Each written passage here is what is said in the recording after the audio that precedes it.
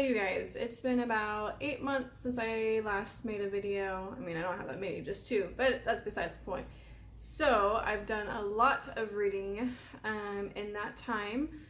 So this video, I'm not sure how it's going to go. There's a lot of books I want to cover, so I probably won't go in depth about all of them, and I honestly don't think I remember every single book, everything that happened, every single book that I've read, but I will try my best. So the first one I want to talk about is called Teardrop.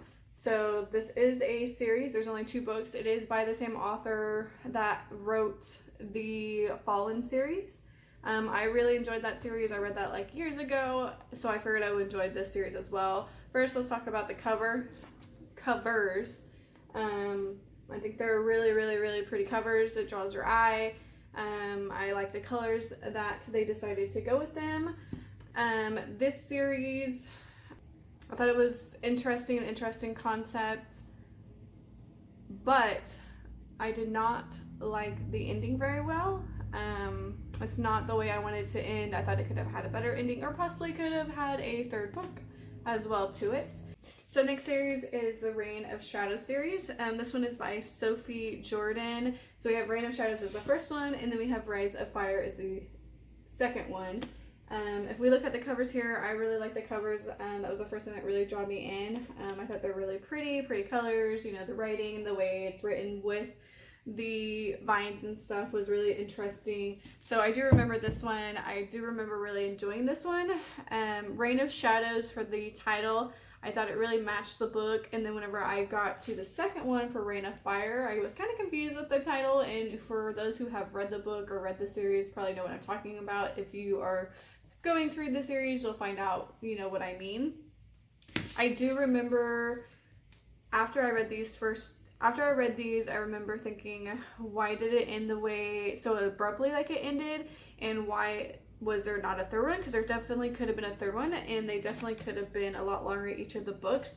I also remember for the first one, it wasn't necessarily slow going, but it really, you really got to know the main character, her situation, things like that. And then I remember in the second one, I felt like the ending and the love story was kind of rushed in this one, which is why I thought it could have been longer. There could have been a 3rd book. Could have done a lot more, I thought, with this series, and I wish the author had done more with this series, because it was really good. I really enjoyed it. I really enjoyed the main character. So the series is about a girl who has it's not this series. The main character is a girl. You find out kind of like this special thing about her that most books they don't talk about, or not that they don't talk about, but you don't really see it in books like these necessarily that I've ever read anyway. It's not saying they're not there. It's just, you know, was a nice surprise to see, and I think it was done very well. I like the way that the character was developed and things like that. And of course, you know, it's boy meets or girl meets boy type of situation, and you know, it kind of follows along with that storyline. But once again, it was a really good series. I would suggest it to other people. I would just warn them, you may not like the ending, you may not like the second book, because I think that's really where it kind of fell apart, was with the second book. But not a bad ending at all, or bad in the sense of, you know, it is a good ending. It's not like, you know, it ends in a bad way, if that makes sense. So next series, let me get down to my huge pile, is the Afterlife series. So this cover's a little dirty here. Sorry, don't know what happened there. But it's called the Everlife series. So first one is First Life, second one is Life Blood, third one is called Everlife. This is also one of those books, storylines that was unique, more different than other series that I've read. This series is about, you know, the afterlife, kind of like what happens to you after you die. In this series particularly, they don't really live in their first life. Like, what they look for is their afterlife. Their afterlife is what matters. They live, and you have two choices to go to. It's basically like bad versus evil. So the main character's got to choose, you know, what afterlife does she want to go to, and kind of about how she helps bring those two worlds, two afterlives together, if that makes sense. I do remember a lot more about this, so I can go into more depth if needed. But also look at these covers. These covers are also really, really, really pretty as well. I mean, come on. Who wouldn't want to read a book series, you know, that has amazing covers like those? So, how many books is that so far? 1, 2, 3, 4, 5, 6, 7 books so far. 7 books, and still counting. Next series is Swoon by Nina Malkin. I probably pronounced that wrong. Swoon, and then the second book is Swear. Once again, those covers, beautiful color covers. Who wouldn't want to read those? I typically don't like covers that have faces on them, but I think they did these covers really elegantly with the person. Can't really see it full on their face. This one, I honestly don't remember what this book was about. I remember I enjoyed it. It was so long ago, I just really don't remember what the basis of it was about. Yeah, so that was the other series. Moving on to this series. So this is called the Hereafter. No, wait. Yeah, Hereafter. Sorry, this one's the first one. Hereafter. So it is a 3-book series. We got Hereafter, Arise, and Elegy, I believe is the last one. Once again, the covers look pretty amazing. Right? Pretty good. Not bad at all. Makes me want to read it. I don't look at it and go, ew, don't want to read that. This series, I do remember that I did enjoy it. It made me cry. Not gonna lie, it made me cry. Made me cry. The ending made me cry. That's all I'm gonna say. It is about a girl who's a ghost, you know, meets a human boy, and how that plays out, you know, evil trying to drive her down, things like that. But I did really enjoy it. Made me cry. That's all I'm gonna say about it. Good book. Moving on to the next one.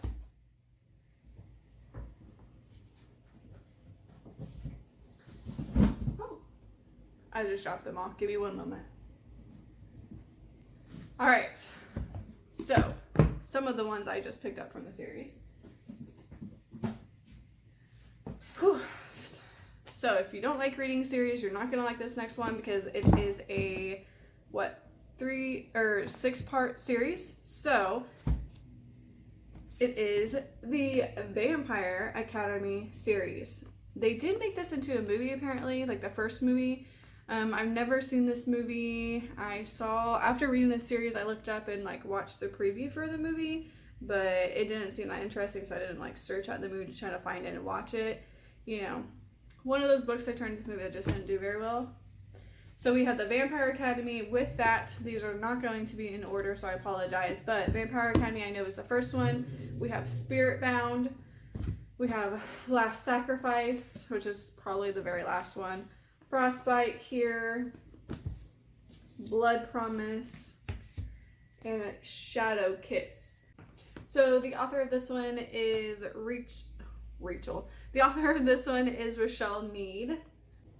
Once again, the covers, they're not bad covers, right? But as I stated earlier, I'm not a big fan of covers that have faces on them like this. Not that they're done bad or anything like that. It just takes me back more of like, you know, like it's young adult fiction, so it's targeted toward teens. I don't know why that makes me so weirded out by books, but it does for some reason. But not done, like I said, not done untastefully or anything. They're not bad. This series, it was okay. It wasn't my favorite. It's not like I would go out and suggest my friends to read this or give it to somebody, hey, this is awesome, you should read it. Not at all. You know, I don't really want to go too far in depth about that series. There's really not a whole lot to do with vampires, surprisingly, in the series, even though it's called Vampire Academy. Vampire Academy obviously is a school for vampires, but there's also other species, I guess you could say, that go to the school. So I believe it's the main character is called a damper, something like that. I'm probably pronouncing that wrong, so I apologize. But she is basically the offspring of a vampire and a human, if I remember correctly. So she's not a vampire, she's human. She eats, drinks regular food, water, stuff like that. But the difference with her, she has all the she has all the good benefits of what a vampire has. So she's super fast, she can heal super quickly. She has the strength of a vampire, I guess that would be the correct word to say. She has the strength of a vampire. And of course, she meets a guy. He's not a vampire, surprisingly, not a vampire. He's also part human, part vampire. So he's human mainly and has the strength of a vampire.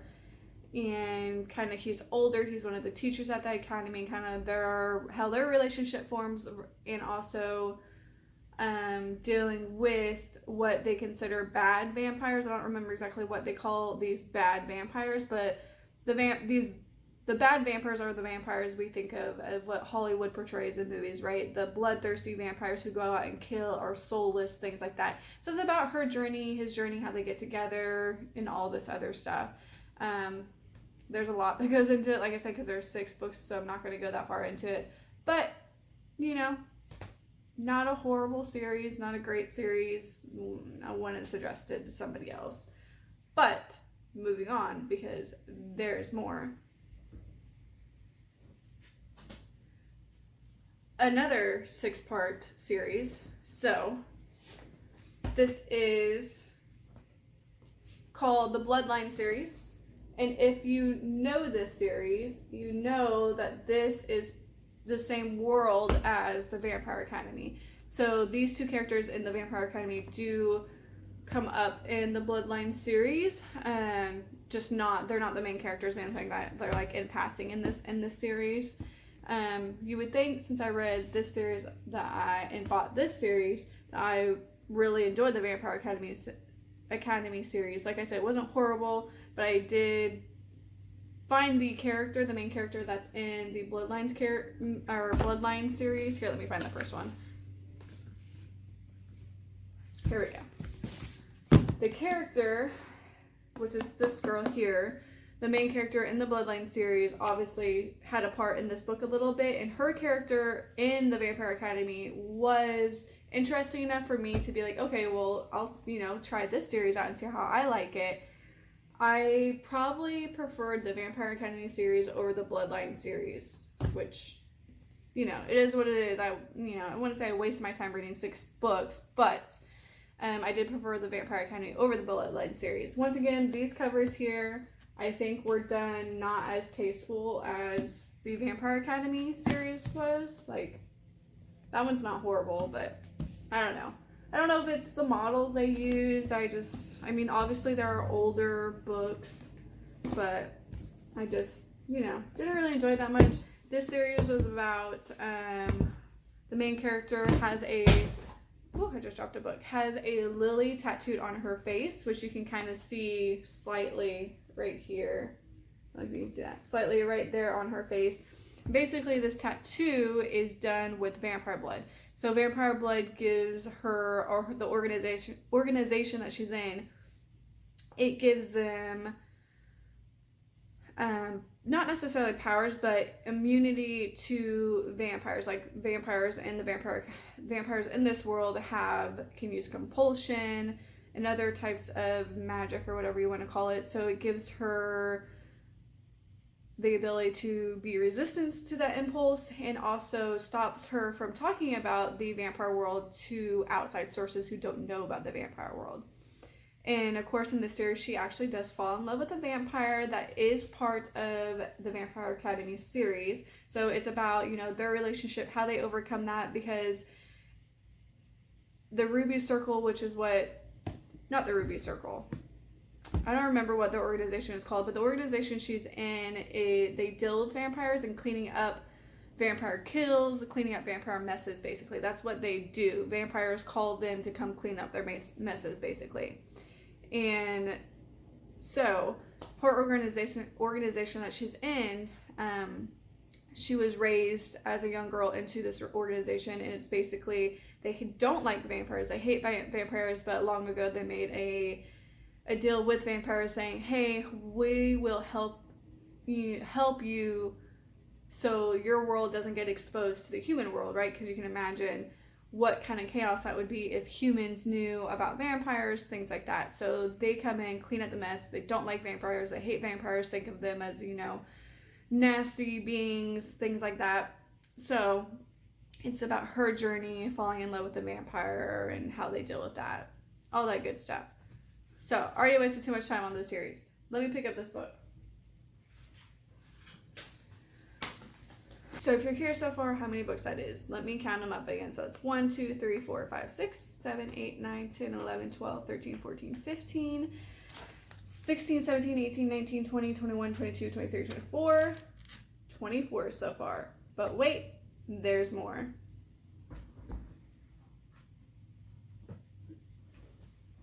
You ready for this? Claimed by Shadow by Karen Chance. This is a series. I bought this one not knowing that it was really part of a series. I think this is the second one. It's not the type of series where you would need to go and buy all the books unless you wanted to follow along within her life. This is within the vampire mystical type world. I don't think she's not a vampire, but she has some kind of like magical abilities. I don't remember what it is. But you know, it wasn't horrible, but I'm not gonna go and buy the others. Next one is, or actually the rest of these are not series, and the rest of these are just books by themselves. So the next one is Toward a Secret Sky. Pretty sure this is the only one. I think I looked see if there was a second one. I couldn't find a second one to it, but I honestly don't remember what this one is about. I love the cover. It's really pretty, those colors and everything, but like I said, I don't remember what it was about. Don't remember honestly anything. I'd probably have to read the synopsis again to jog my memory. I don't think I hated this one. I think it was all right. Like I said, I remember trying to see if there was another one, so I think I liked enough to be like, okay, and felt like there was a second one, so I tried to find it, but there wasn't. So, but not a bad one. Next one is Made for You. Once again, the cover is interesting. It's got a girl falling into water with leaves and stuff. I don't remember what this one was about either. I think this is one of the ones I read at the probably beginning of the last 8 months, so it's been a while since I read it. Obviously not great enough for it to leave an impression on me, but this one is by Melissa Marr, which I have read a lot of her books, which is why I got this book. But like I said, I don't remember it. Moving on to the next one. The Replacement. This is by Brenna. I don't know what that last name is right there, but this one, obviously, like I said, it's not a series, it's just one book here. This one was very interesting as well. I felt like I had talked about this in a series or in a video, but I guess not. Maybe it was a video that I just never uploaded. And this one, the cover, I like the cover. It's pretty fun, right? So you got some blades and stuff on above a baby carriage. So I do remember what this one was about. It was good enough to leave an impression. So this one, The Replacement, was about a boy. The boy was not the main character. It was about the main character was a girl who moves into this town with her mother. I think she's like renovating a house or something like that. Something to do with somebody moving somewhere, a girl moving somewhere, meets a boy, of course, and strange things start to happen that where she's staying at, because I think it's like a secluded house somewhere out in the woods. You know, she hears strange things are happening in the house, she hears voices out in the woods, things like that. And the boy that she starts falling for says that he knows what's going on. Like the woods basically takes children and replaces them with something else that looks like the children, but not the children, that they're evil, things like that. So it was really interesting. The ending did surprise me a little bit. Not necessarily in a bad way. It's just one of those where you think you know how the ending's going to be and then it kind of surprises you. But it was a good read, not bad at all. I mean, not one of those where I was like, oh man, I wish there was a second one. If there was a second one, I don't really know where they would go with the second one, but not bad at all. So, one more that I read a while back. This one is totally out of what I normally read, totally not even fiction, it's nonfiction. It's called You Are a Badass by Jen Sincero. Cover, I like the cover. The font that she used, you know, really pops, and the colors would make it really pop. So I did not actually buy this myself. My manager at the time, it was a new job, after I'd been there for like a couple months. I think it was around Christmas time. That's how long ago this was. It was a Christmas present. My manager bought this. It is a self-help book, right? So it wasn't bad. It was kind of strange getting a self-help book from, you know, a manager. You get it and you're like, okay, thanks. Like, what are you trying to tell me type of thing. But she meant it not in a bad way, in a good way, because, you know, anybody knows me, you know, confidence issues, things like that. It wasn't a bad read. I did not read it as fast as I normally read my books. It did take me a while to get through it, just because since it's not YA or, you know, story type book, I couldn't read it in one setting. I've never been that way, so I had to read it in chunks, like chapter every night before I went to bed.